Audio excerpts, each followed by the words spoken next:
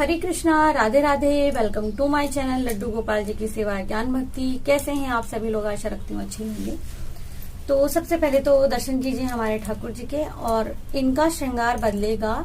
श्राद्ध में मैं श्रृंगार चेंज नहीं कर रही हूँ, और जैसे कि अभी कुछ दिनों पहले से मेरी थोड़ी तबीयत खराब थी, वीक थी, तो मैं कुछ कर भी नहीं पाई हूँ। तो अब मैं इनका श्रृंगार बदलूंगी नवरात्रि के प्रथम दिन पर, जो कि नवरात्रि के 9 दिनों तक वही श्रृंगार रहेगा। और दूसरी बात, हम इस वीडियो में जानने वाले हैं नवरात्रि के बारे में। तो जी हाँ, नवरात्रि कब से शुरू हो रहे हैं वो हम जानते हैं। तो जो ये अश्विन मास में नवरात्रि शुरू हो रहे हैं, शुक्ल पक्ष के दौरान ये शुरू होते हैं। जब हमारी श्राद्ध पक्ष खत्म हो जाता है, उसके बाद में प्रतिपदा तिथि से। तो नवरात्रि शुरू हो रहे हैं इस बार 26 सितंबर से, जी हाँ, सोमवार से।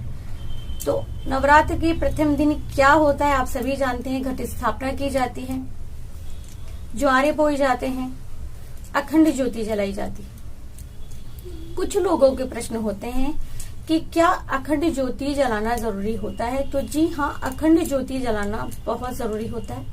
अगर आप नवरात्र 9 दिन घट स्थापना कर रहे हैं तो, लेकिन आप ऑफिस जाते हैं, घर में आप ही हैं, आपके सिवा कोई और नहीं है, तो आप सुबह और शाम दीपक जला सकते हैं। ठीक है, घट स्थापना कीजिए, ज्वारे बो सकते हो, सुबह शाम आप देसी घी का दीपक माता के सामने जला सकते हो। तो ये तो हो गया हमारा वो प्रश्न जो कि था इंस्टाग्राम से। अब हम लेते हैं आगे की जानकारी। तो नवरात्रि के प्रथम दिन घट स्थापना की जाती है, और घट स्थापना, घट यानी घड़ा यानी कलश स्थापना की जाती है। नवरात्रि के इन 9 दिनों में शायद ही कोई ऐसा घर होगा जहां घट स्थापना नहीं होती है, जहां कलश स्थापना नहीं होती है।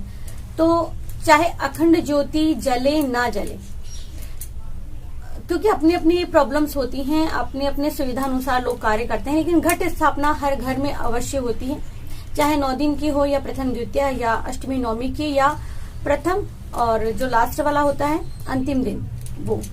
देखिए, अपने अपने क्षेत्र में अलग अलग रिवाजों के अनुसार हर कार्य किया जाता है, पूजा पाठ की जाता है। नवरात्रि के इन 9 दिनों में माता दुर्गा हम सबके घरों में आती हैं। 9 दिन के लिए माँ दुर्गा को हम अपने घर में विराजमान करते हैं। जैसे गणपति बप्पा के आगमन पर 10 दिनों तक हम जोर शोर से घर में कीर्तन रखते हैं और हर्षोल्लास से ये त्योहार मनाते हैं। उसी तरह से नवरात्रि के 9 दिन हम माँ दुर्गा की उपासना करते हैं, विधि विधान से पूजा करते हैं, अखंड ज्योत जलाते हैं, ज्वारे बोते हैं। ज्वारों की महिमा भी बहुत अलग है। ये जो ज्वारे हम बोते हैं, इससे हमें पता लगता है कि आने वाला पूरा साल हमारा कैसा होने वाला है। तो इसके बारे में मैं चैनल पर पहले ही वीडियो अपलोड कर चुकी हूँ। अगर आप लास्ट ईयर की वीडियो जाकर के देखेंगे तो आपको पूर्ण जानकारी मिल जाएगी। अखंड ज्योत कैसे जलाते हैं इसका भी वीडियो चैनल पर अपलोड है। मैं कोशिश करूंगी कि डिस्क्रिप्शन बॉक्स में उसके लिंक शेयर कर सकूं, और कर दूंगी मैं, या फिर आप कम्युनिटी पर जाकर के चेक करेंगे तो वहां मैंने ऑलरेडी जो अपनी वीडियो है उसका लिंक दिया हुआ है। तो नवरात्रि के 9 दिन माँ दुर्गा के 9 रूपों की पूजा की जाती है। अब आप लोगों का एक छोटा सा क्वेश्चन जरूर रहता है कि दीदी, ये जो हम कलश स्थापना करेंगे ये हम कौन सी दिशा में करेंगे। तो जो कलश स्थापना है वो ईशान कोण में होती है। ठीक है। दूसरा क्या है कि जब हम कलश स्थापना करते हैं तो सबके अलग अलग तरीके से होती है। जैसे किसी किसी के यहाँ जो ज्वारे हैं वो केवल मिट्टी का ढेर लगा के और उसी में बोए जाते हैं, उस पर कलश रखा जाता है। किसी किसी के यहाँ किसी पात्र में बोए जाते हैं, किसी किसी के यहाँ डलिया में बोए जाते हैं, किसी के यहाँ जो मिट्टी का पात्र आता है उसमें बोए जाते हैं, और किसी के यहाँ सिकोरे में बोए जाते हैं। तो ये सबके घरों में अलग अलग तरीके से होती है। या हो सकता है कि आप कुछ नया करना चाहते हो, तो पूजा में कुछ भी नया, कुछ अलग करना कोई बुरी बात नहीं है। पूजा हम लोग देख करके ही सीखते हैं। हमारे बच्चे हमारी पूजा देख करके अपने घर में पूजा करेंगे, और उनके बच्चे उनके अनुसार करेंगे। तो जो हम कर रहे हैं वो हमारी आने वाली पीढ़ी करेगी। तो पूजा में कोई कमी ना रहे हैं, इसलिए प्रॉपर पूर्ण रूप से विधि विधान से पूजा हमें करनी चाहिए। पूजा के लिए सबसे पहले जो सामग्री होती है पूजा की, वो आप जुटा लें। श्राद्ध में कभी भी हमें नवरात्र पूजा की सामग्री नहीं लेनी चाहिए। ये बात विशेष रूप से आपको ध्यान रखनी है। दूसरा, जहां आपको पूजा करनी है वहां आप पहले से तैयारी कर सकते हो, डेकोरेशन कर सकते हो एक रात पहले, उसमें कोई मनाही नहीं है। अगले दिन सुबह में आपको नहा धो करके स्नान आदि से पवित्र होकर के फिर आपको पूजा के मंदिर में आना है, उसे भी पवित्र करना है। जहां आपने घट स्थापना करनी है वहां पर गंगा जल छिड़क करके उस जगह को पवित्र बनाना है। फिर लाल रंग का कपड़ा बिछाना है।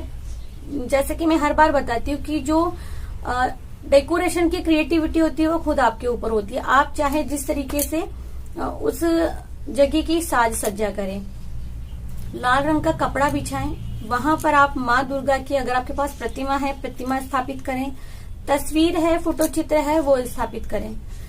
उसके बाद में आप अगर फोटो चित्र है तो जाहिर सी बात है, स्नान आप करवाएंगे तो केवल फूल से या दूर्वा से या जो पवित्र है उसे छींटे मार के पवित्र करेंगे। या फिर अगर आपके पास में विग्रह है तो आप पूर्ण रूप से पंचामृत से अभिषेक करवाएंगे, उस जगह को भी आप पवित्र करेंगे। फिर सबसे पहले जो कार्य करना होता है वो होता है केवल एक दीपक जलाना। हमारी पूजा का साक्षी दीपक होता है। दीपक जलाने के बाद में आपको सर्वप्रथम पूजा करनी है भगवान गणेश जी की। जी हाँ, गणेश जी का सर्वप्रथम स्नान करवाना है। उनकी पूजा के बाद में आपको पूजा करनी है आपके नवरात्रि की। फिर आपको करनी है कलश स्थापना। कलश स्थापना के बाद में समय आता है माँ दुर्गा की पूजा का। उसके बाद में देखिए, किसी किसी के यहाँ बहुत ही छोटे रूप से पूजा की जाती है, बहुत साधारण तरीके से। किसी किसी के यहाँ पंडित यानी पुरोहित आते हैं पूजा करवाने के लिए और पूर्ण विधि विधान से पूजा करवाते हैं। पूजा में चांदी का सिक्का रखा जाता है। ज्वारे जब बोए जाते हैं वो भी विधि विधान से बोए जाते हैं, अगर जब पुरोहित पूजा करवाते हैं तब। माता को 9 दिन आप माता की पसंदीदा जो भोग हैं वो आप बना करके खिला सकते हो, वो भी आपके ऊपर है। बाकी जो है हमारी माँ दुर्गा तो केवल और केवल प्रेम की प्यासी है, प्रेम चाहिए उन्हें। माँ का हृदय कितना कोमल होता है ये आप सभी जानते हैं, मैं भी जानती हूँ, आप सब जानते हैं कि अगर हम बच्चों से गलती भी हो जाती है तो माँ दुर्गा उसे माफ कर देती है। तो जिस तरह से जो आपसे बन पा रहा है भोग आप वो लगाएं। दूसरा, माँ दुर्गा को लाल रंग का फूल पसंद है, लाल रंग की पोशाक पसंद है, तो कोशिश करें माँ दुर्गा को लाल रंग के वस्त्र आप पहनाएं। एक बात और कहना चाहूंगी, किसी किसी के यहाँ ऐसा होता है कि केवल और केवल फोटो चित्र की पूजा की जाती है, तो लाल रंग की चुनरी अवश्य उड़ाएं। बाकी और कुछ आप करें ना करें, लेकिन लाल रंग की चुनरी अवश्य उड़ानी चाहिए आपको। आप मेरा शुरू से लेकर अब तक देखते आ रहे होंगे कि मैंने अपनी जो माता जी की तस्वीर हैं उन्हें भी कपड़े पहनाए हुए हैं, तो आप वो कर सकते हो। ये सब मैंने सीखा है सबसे पहले प्रथम जो है मेरी नानी जी से। मेरी नानी जी के यहाँ घर में एक तस्वीर थी माता जी की। मेरी नानी जी मुझसे उनका लहंगा बनवाया करती थी, ओढ़नी बनवाया करती थी कभी कभी। तो वो प्रेरणा जो है मुझे उन्हीं से मिली है कि हम फोटो को भी इस तरह से वस्त्र पहना सकते हैं। और दूसरा जो है पूजा का जो पूर्ण रूप से विधि विधान, कैसे क्या पूजा करनी है वो मैंने अपने चैनल पर पहले भी बताया हुआ है। ज्वारे कैसे बोना है यानी कि खेती कैसे करनी है आपको, वो मैंने वीडियो में बताया है।